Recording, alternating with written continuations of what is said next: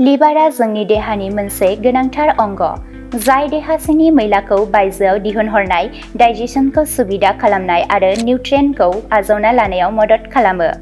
बेनिखायनो जों बैफोर जिरादफोरखौल' जानांगौ जाय लिभारनि थाखाय मुलाम्फा गोनां। बबेखानि, गोबां सुबुंफोरा बेनि सायाव गोसो होआ। फै जों मिथिदिनि बबे मोनबा जाग्रा आदार जाय लिभारनि थाखाय बिस गोनां आरो बेखौ जाब्ला थैनोबो हागौ। बार्गार, पिज्जा आरो फ्रेन्च फ्राइ बायदि जाग्रा आदाराव गोबां बिबांनि ट्रान्स फेट आरो सेचुरेटेड फेट थायो। बेफोर लिभाराव मेजेम जमा जानायखौ बांहोयो, जायजों नन-एलकहलिक फेटि लिभार बेराम जानायनि खैफोदआ बाङो। बार्गार, पिज्जा आरो फ्रेन्च फ्राइ बायदि जाग्रा आदारखौ जाबाय थायोब्ला लिभाराव बुनाया बांनो हागौ, जाय गोलाव समनि थाखाय गिथावना जानो हागौ। जौआ लिभारनि बयनिख्रुइबो देरसिन सुथुर।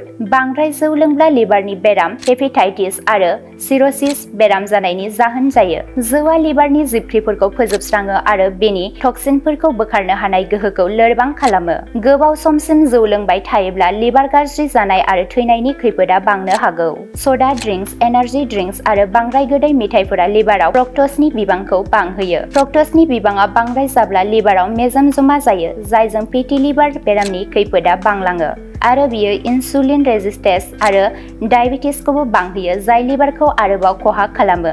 गोजा बेदर आरो आबुं फेट गोनां गाइखेर बेसादफोराव गोबां बिबांनि सेचुरेटेड फेट थायो, जाय लिभाराव बुनाय आरो मेजेम जमा जानायखौ बांहोयो। बे जाग्रा आदारखौ बांद्राय जाब्ला कलेस्ट्रलनि थाखोआ बाङो, जायजों लिभारनि सायाव बांद्राय नारसिननाय जायो। बेफोरखौ नेमबादियै जाबाय थायोब्ला लिभारा लोरबां जानो हागौ।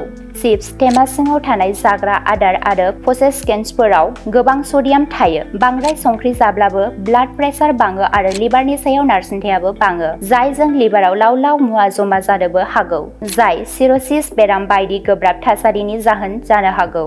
आंगो खोनासंगिरिफोर, बे खौरांखौ खालि सांग्रांथि लाबोनायनि थाखायल' फोरमायनाय जादों। गावनि सावस्रिजों सोमोन्दो थानाय जायखिजाया बाथ्राखौ बोजबना लानायनि सिगां डक्टरनि सुबुरुनखौ ला। এটা ভাল ঘোষণা। বঙাইগাঁও মেডিটেক এলাইট হেল্থ ইনষ্টিটিউটৰ 2025 আৰু 26 বছৰৰ DMLT laboratory technician, X-ray and imaging technician, ECG technician, pharmacy assistant, dental hygienist, emergency technician আৰু নাৰ্ছিং কেয়াৰ এছিষ্টেণ্ট কোৰ্চৰ নামভৰ্তি কৰাটো এতিয়া চলি আছে।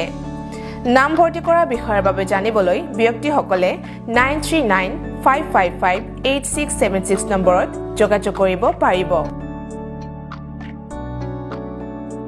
मोनसे गोजोनथाव फोसावथाय। बङाइगाव मेडिटेक एलाइट हेल्थ इनस्टिट्यूटआव इंराजि बोसोर 2025-26 मायथाइनि थाखाय DMLT laboratory technician, x ray and imaging technician, ECG technician, pharmacy assistant, dental hygienist, emergency technician आरो नार्सिं केयार एसिस्टेंट कर्सनि मुं थिसननाया सोलिगासिनो दङ। मुं थिसननायनि सोमोन्दै सुलाद लानो थाखाय 9395558676 नाम्बाराव फोनांजाब खालामनो हागोन।